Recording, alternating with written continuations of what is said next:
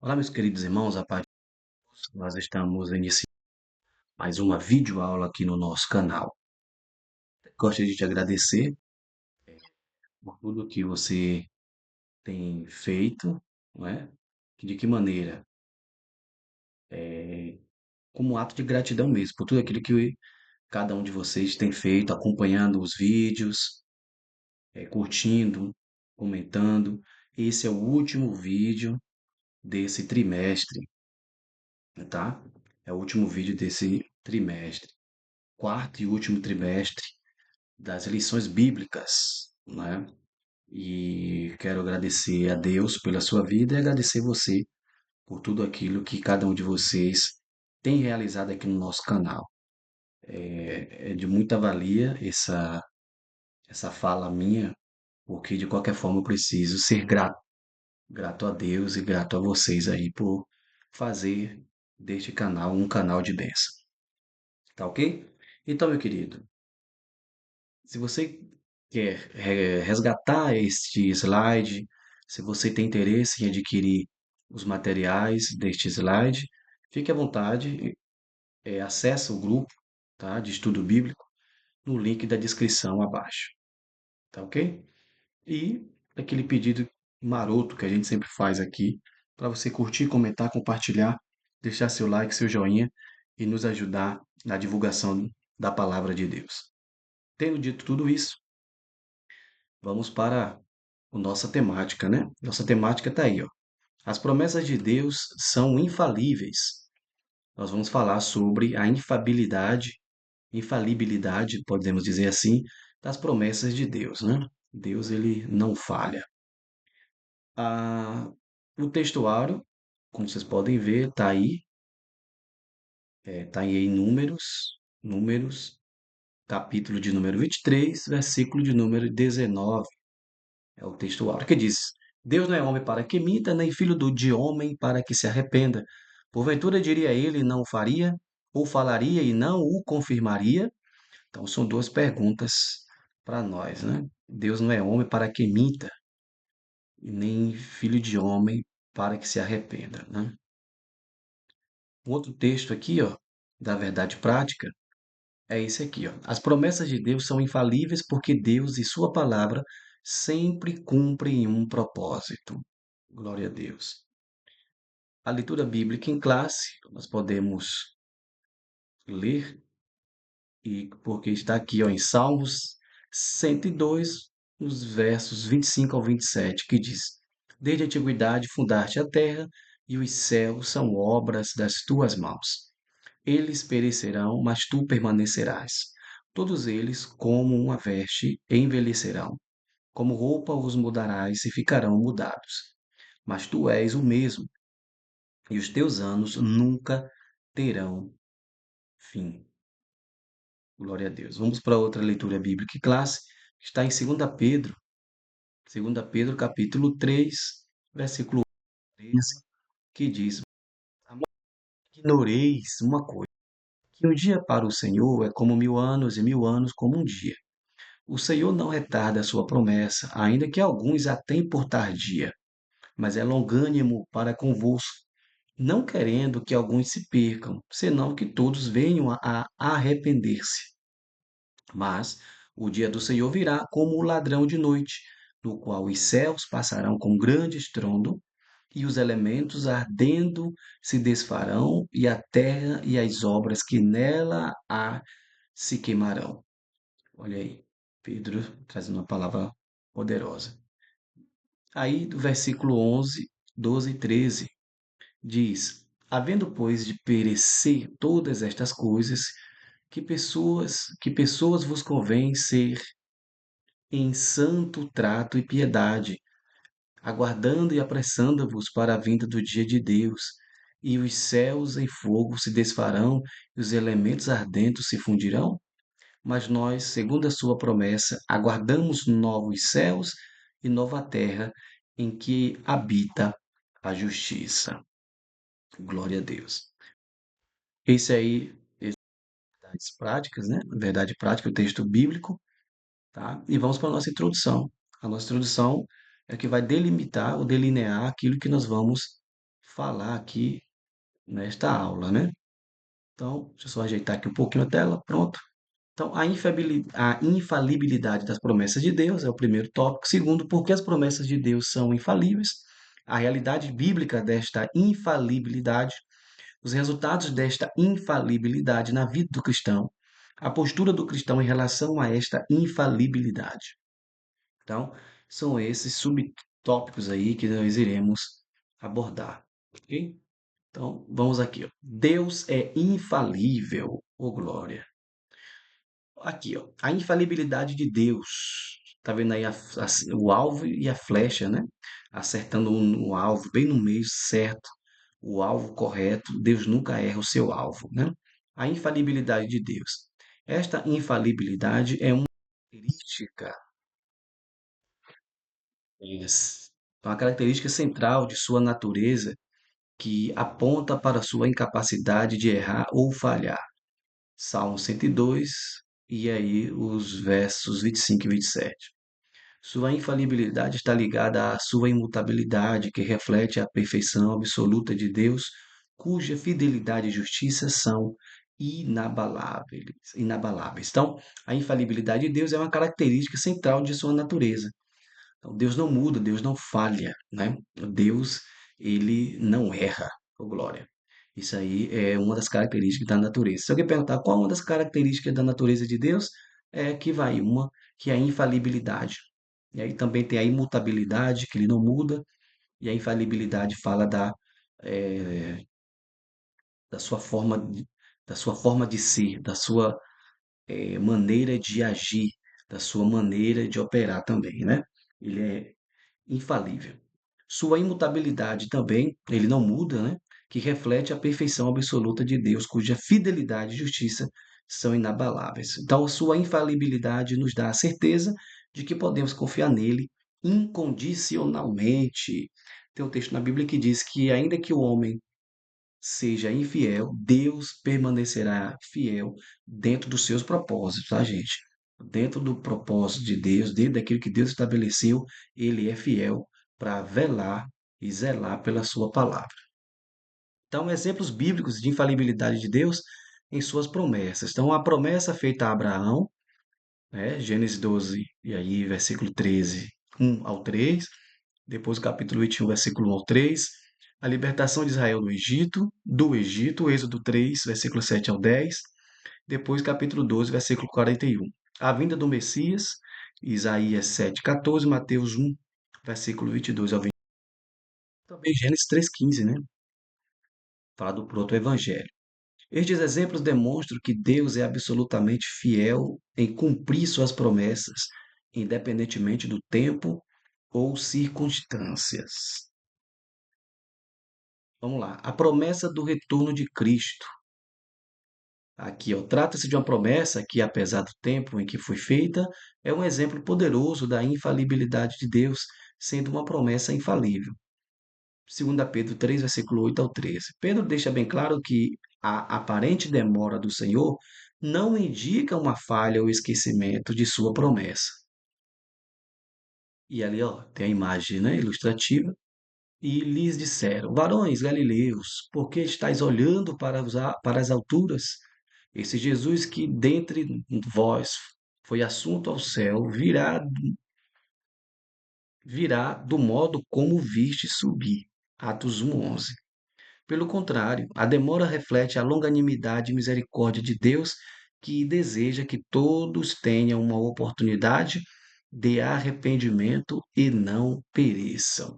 Então, é a misericórdia de Deus, né, sendo operado, e a longanimidade. Deus é longânimo, também uma de suas características da sua personalidade, né? Então, Pedro adverte, no entanto, que o retorno de Cristo é inevitável e ocorrerá de forma repentina e inesperada.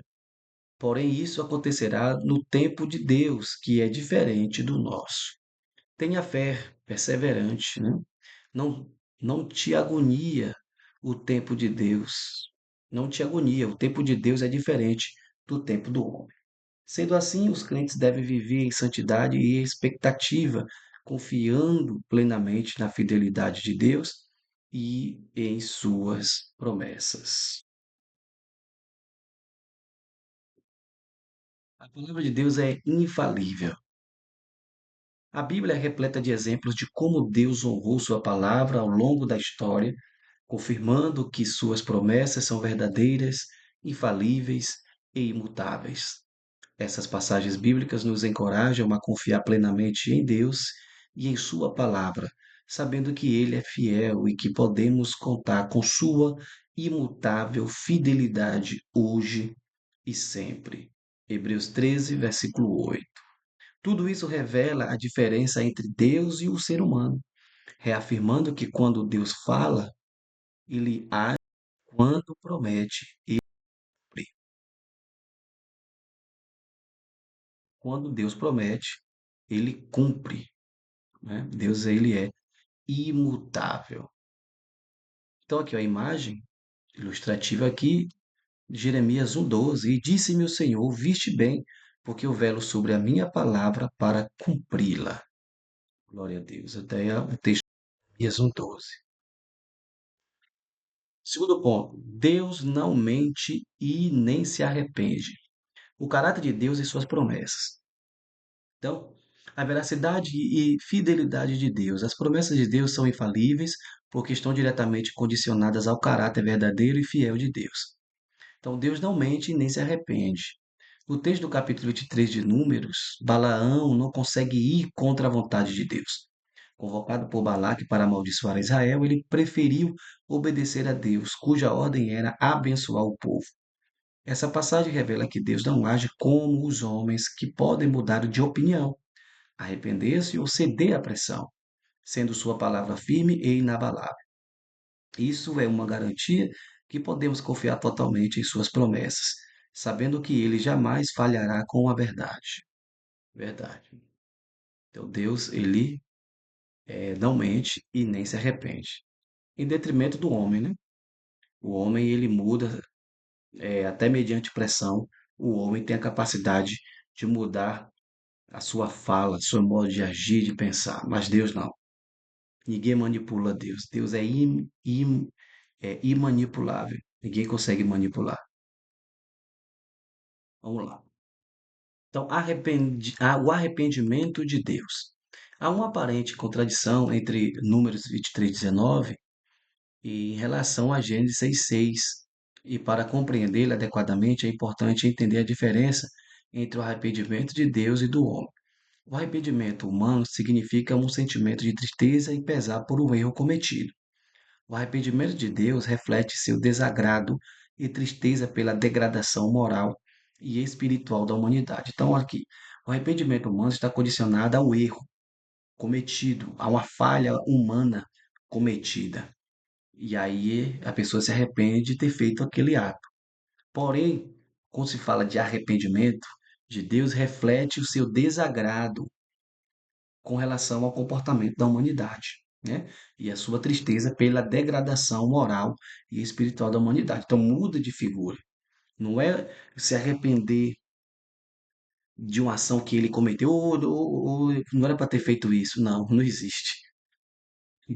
Não existe. Ou não era para ter matado fulano, ou não era para ter abençoado, ou não era para ter feito, não era para ter julgado. Não existe isso, tá?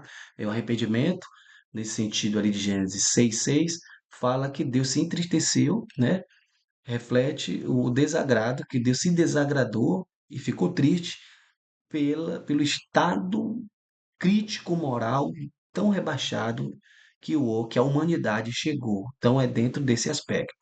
Então ele criou, segundo ponto aí, ele criou tudo para ser perfeito, mas viu a humanidade se desviar completamente de seu propósito original.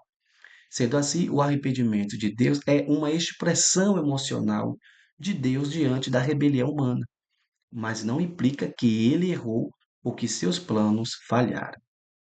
Muito bom aqui essa explicação, né? Então, se arrependeu o Senhor de ter feito o homem da terra, e isto lhe pesou no coração. Olha aqui, Gênesis 6:6, né? E tem aqui Números de 3:19. Deus não é homem para que minta, nem filho do homem para que se arrependa. Um outro ponto aqui, ó, sobre essa temática diz: podemos entender que enquanto Deus é imutável em sua natureza, ele também interage com sua criação de forma dinâmica e relacional, respondendo ao comportamento humano.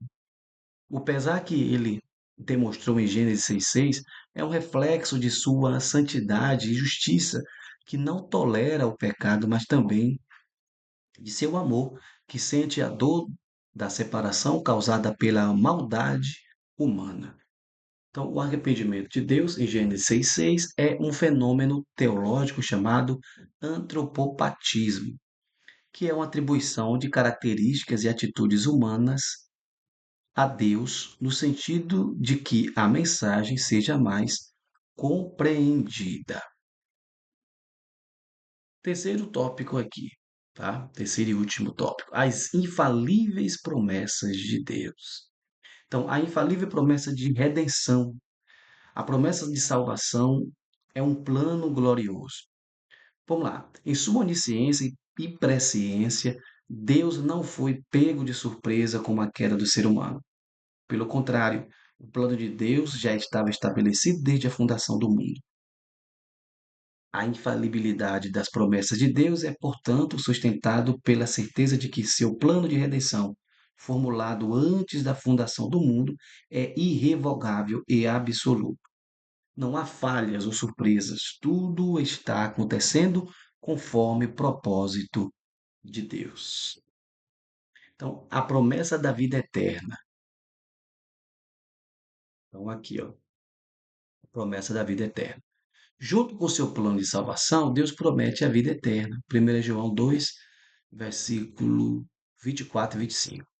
Esta gloriosa promessa é uma configuração de que fomos criados para uma existência eterna que transcende a temporalidade da vida terrena e não para a queda e finitude. Um outro ponto é que Jesus é o garantidor do cumprimento desta promessa. João 11, versículos 25 e 26. Sua ressurreição é a prova de que a vida eterna é uma realidade que podemos esperar. Essa vida eterna prometida por Deus é a confirmação e consolidação do seu plano de salvação. Ela reflete o desejo divino de que vivamos eternamente em Sua presença, transformados e plenamente realizados.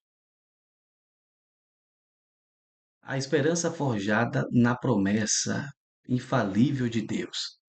Então, a esperança humana trata-se de uma perspectiva de melhoras baseada em circunstâncias diversas.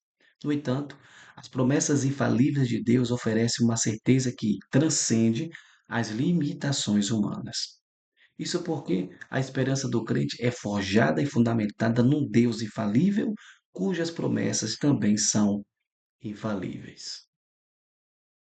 Então, um outro ponto aqui, no que diz respeito à vida humana, a busca por uma maior expectativa de vida tem levado a avanços tecnológicos e científicos que buscam prolongar a vida, oferecendo melhorias na qualidade de vida e na longevidade. Contudo, essas conquistas, embora valiosas, não podem alterar a inevitabilidade do envelhecimento e da morte.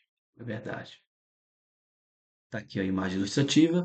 Seja bem-vindo à vida eterna, meu filho. Porém, para os que estão em Cristo, a esperança em relação à vida vai além das limitações naturais. Bendito seja o nome do Senhor. Então, conclusão: a postura do cristão. Como deve ser a postura minha e sua diante de tudo isso? Entender e lembrar que, em relação às promessas feitas por Deus, existem aquelas que são condicionais e incondicionais. Sendo assim, da parte de Deus, ele sempre estará pronto para cumpri-las, pois ele é infalível, bem como suas promessas. 2 Timóteo 2, 13. Glória a Deus. Aqui nós temos uma parceria com o pastor Fabiano Leles. Está aqui o contato dele, as redes sociais dele, que você possa entrar em contato e aprender também junto com ele, tá bom? É um amigo, é um parceiro, é um homem de Deus que vale a pena você acompanhar os materiais que ele produz, são excelentes materiais. E esse slide aqui é uma parceria entre eu e o pastor Fabiano Leles, tá bom? Que Deus abençoe sua vida, que Deus possa te encher de bênçãos. Essa foi a última lição que será aplicada agora, né? Já está datada para você que é da Assembleia de Deus, que geralmente tem a escola bíblica aos domingos, será nesse dia 29, agora domingo que vem, tá bom? Esse vídeo está sendo gravado dia 27/12, então daqui a 2 dias. Tá ok, meu querido? Deus abençoe sua vida. Em nome de Jesus, fique com Deus. E você diz do outro lado, interagindo comigo, você diz amém.